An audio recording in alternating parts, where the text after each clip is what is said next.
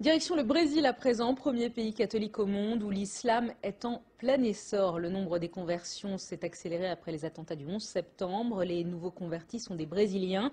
Ils se sentent exclus de la société, ils souffrent du racisme. Notre correspondant Pierre-Ludovic Viola s'est rendu dans la banlieue de Sao Paulo où l'islam se développe à grande vitesse. Reportage.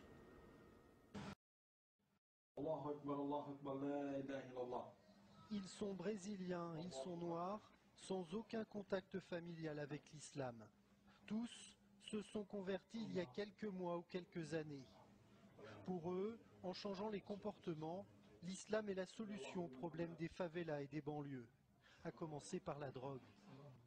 Dans les pays musulmans, il n'y a pas de problème de drogue aussi alarmant qu'ici au Brésil ou en Europe ou en Occident.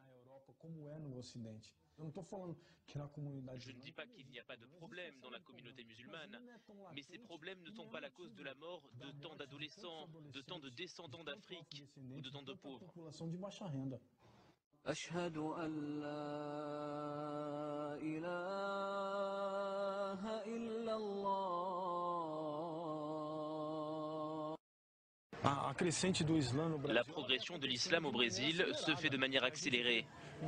On voit plein de gens qui se convertissent à l'islam, qui sont en quête de l'islam comme forme de connaissance et comme auto-affirmation religieuse.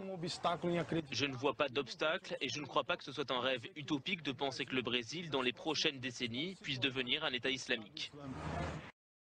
Certains, comme Malik, rêvent que le Brésil devienne un État islamique, avec des quartiers débarrassés de l'alcool et de la viande de porc, où les femmes voilées ne seraient plus pointées du doigt.